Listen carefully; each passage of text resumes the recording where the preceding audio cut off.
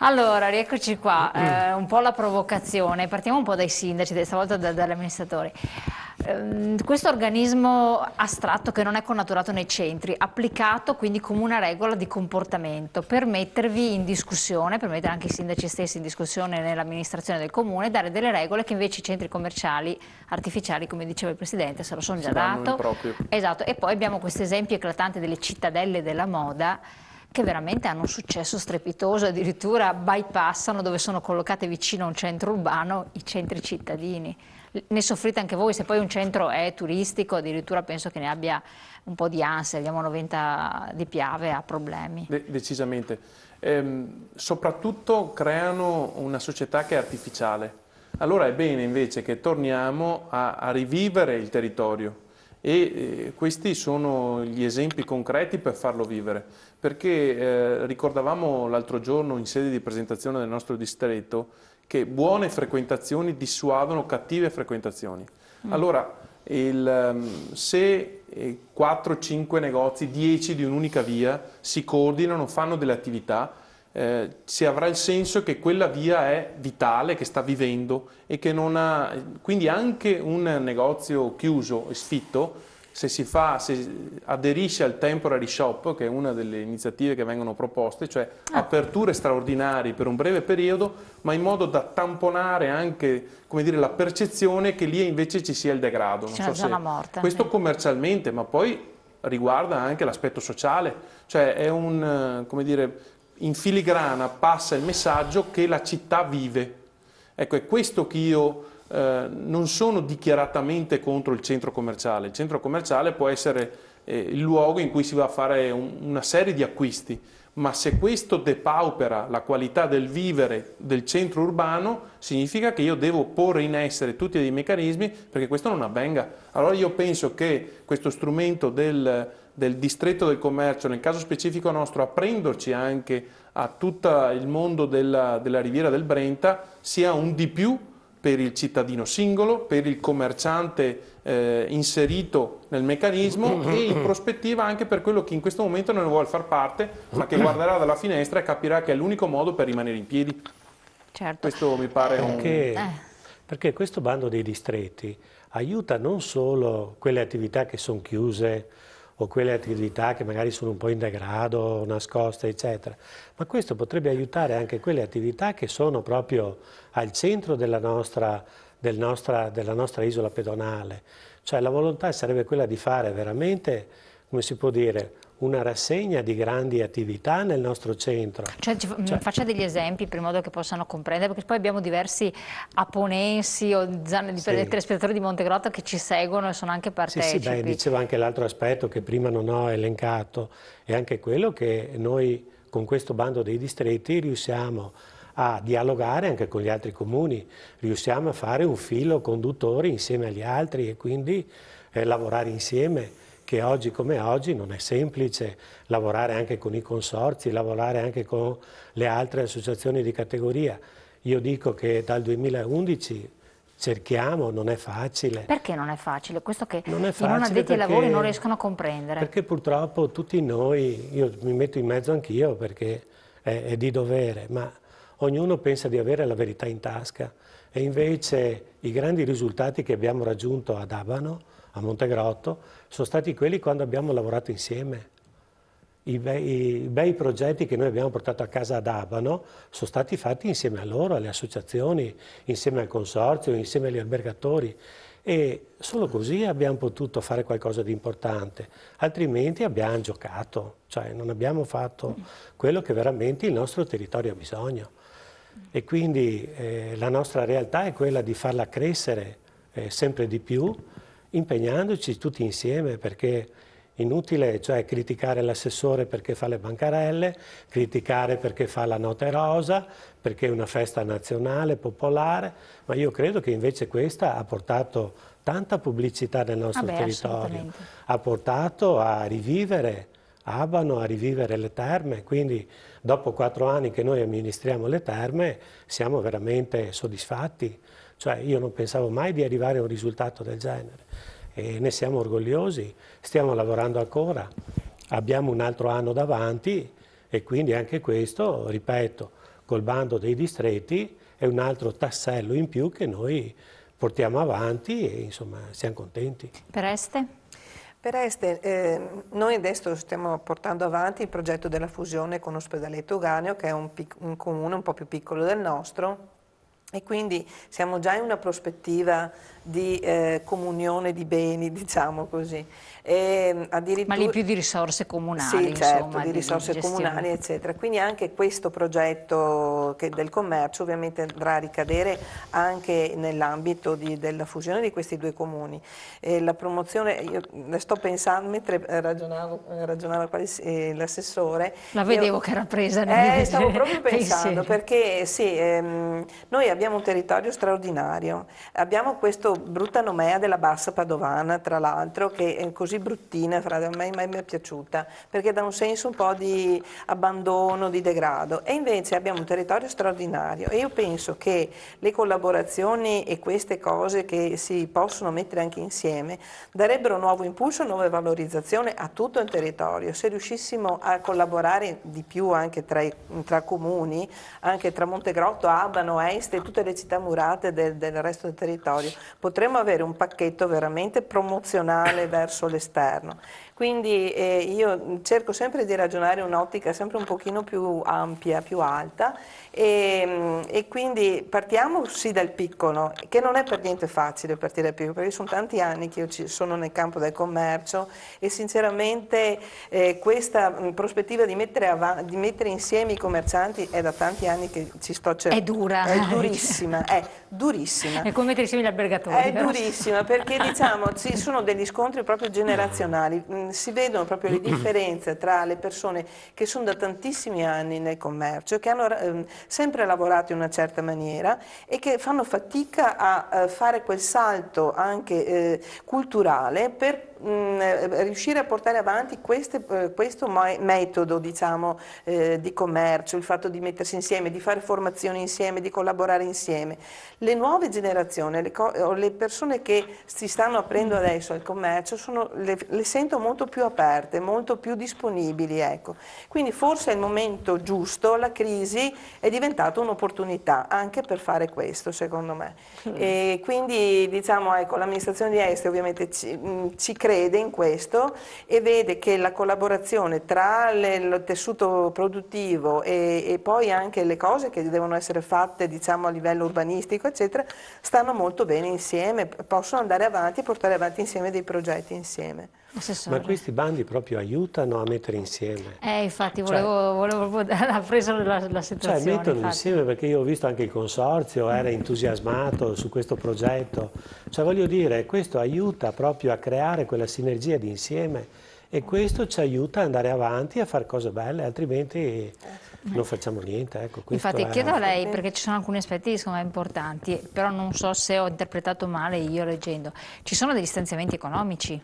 Beh, cioè ci sono anche soldi che entrano, alcuni devono essere versati, no? Però altri ne entrano, vanno a compensazione. Allora, i progetti hanno un valore che va dai 500.000 euro agli 800.000 euro. Che non è poca cosa. Con un finanziamento del 50%. Il resto del cofinanziamento è messo in parte dalle amministrazioni, in parte dalle associazioni, in parte dai privati. Questi progetti poi, essendo operano in aree complesse, hanno una serie di attività che rispondono a queste esigenze complesse, per cui si va appunto da tutta la parte organizzativa con il manager agli interventi infrastrutturali fatti dalle amministrazioni pubbliche e dai privati, perché nei 7 progetti che abbiamo scritto a Padova più gli altri 4 in giro per la regione, noi abbiamo inserito anche una linea di finanziamento per il rifacimento dei negozi. Infatti delle vetrine, dei negozi, delle facciate sono collegate, sono tutte cose collegate, cioè anche la parte fiscale, ad esempio, penso ad Abano e Montegrotto piuttosto che al Temporary, a Novento, agli interventi di Este. Noi andiamo a lavorare ad esempio sui vuoti, magari nella zona dei vuoti ci sono anche degli interventi pubblici, la sistemazione della viabilità d'accesso eccetera. Si farà un bando per risistemare i negozi oltre a risistemare la parte pubblica. Ci saranno le leve fiscali per cui i negozi vuoti si chiede ai proprietari di calmierare gli affitti e magari gli si dà un incentivo attraverso l'IMU. Si interviene in termini poi di promozione, di social media e così via. Cioè, questo è un esempio di varie attività che ci sono dentro. Sono una serie di eventi complessi che hanno una serie di azioni complesse con finanziamenti che non sono progetti milionari, però sono investimenti importanti. Respiri. Infatti fanno respirare. Sì, infatti fanno respirare. Ecco, concretamente, proprio esempi concreti, perché parlava di livello infrastrutturale, facciamo degli esempi. Cioè, so che per Noventa c'è la piazza, no? Che deve essere, se non sbaglio, rifatta. Interventi collaterali alla piazza, il rifacimento di un parcheggio ad esempio.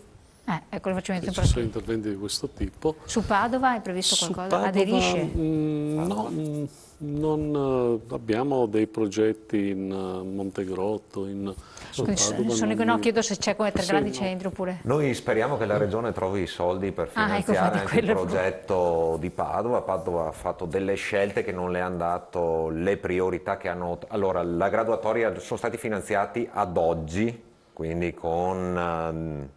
assegnazione di risorse da parte della Regione, 26 progetti. Beh, sono tantini, 26. 7 più 2 sono su Padova, 9 sono in provincia di Padova e noi come Cescote ne abbiamo seguiti 11 che sono stati finanziati, più come sistema Confesercenti ne abbiamo altri 5-6 in giro. Direi che siamo a certi numeri, sono di un certo genere. E Padova rappresenta un terzo di questi interventi. Il comune di Padova in questa prima graduatoria non c'è. È stata fatta una graduatoria di 16 progetti finanziati interamente, altri 10 progetti finanziati al 70%. Mi auguro, perché Padova ne ha bisogno, che la Regione trovi le ulteriori risorse per finanziare anche il progetto di Padova. E vediamo cosa succede. Insomma, noi non siamo impegnati in un progetto precedente che sì, ha alcune delle linee che interessano a noi, però non ha questa concezione di visione di insieme che ci sono nei progetti che abbiamo fatto insieme agli amministratori. Ecco, chiedo questo perché la regione deve intervenire, eccetera. In casi, perché siamo in Italia, cambia sempre, la politica cambia continuamente, non sai mai cosa aspettarti, e poi appunto gli sgravi fiscali concessi dall'amministrazione Tizia poi non vengono rinnovati dall'amministrazione Caia. Abbiamo visto con i canoni agevolati di locazione che poi se li sono trovati. Qualora cambiasse l'amministrazione regionale completamente, questa cosa va a cadere? No, resta in piedi? No, è un bando per cui resta, cioè tutti i collaterali del bando stesso e tutti gli annessi al bando restano. Poi c'è anche da dire un'altra cosa importante, che verranno verificati anche gli effetti del bando e sarà tramite uno spin-off della Ca' Foscari, che non farà una valutazione di sensazione, ma proprio una valutazione fattiva. Quindi là si tireranno anche le file. lì abbiamo un buon... No, assolutamente, credo che abbiamo misure precise iniziamo a ragionare seriamente. Ecco, sì. diciamo che si ragiona con i numeri e basta con le sensazioni. Questo credo. Anche perché deve essere tutto sviluppato in 18 mesi. E in 18 mesi, tra l'altro. Cioè pochissimo I progetti sono sviluppati in 18 mesi. Allora, concretamente, che secondo voi la vostra percezione, perché dopo magari chiediamo anche al nostro tecnico super manager, che cosa vedranno i cittadini, cosa vedranno i commercianti? Magari i commercianti ce lo può dire, gli amministratori, che cosa andranno a vedere tra 18 mesi? Proiettiamoci un po' più in là.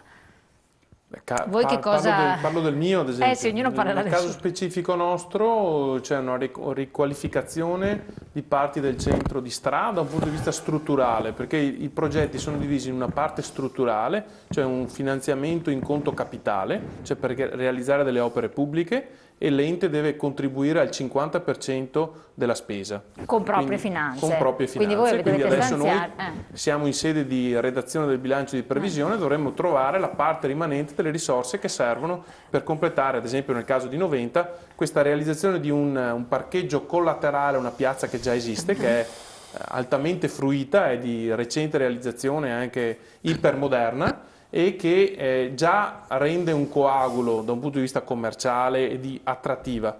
Noi pensiamo in questa maniera però di fare il salto di qualità, nella possibilità di spostare anche il mercato settimanale a cui facevo riferimento poc'anzi.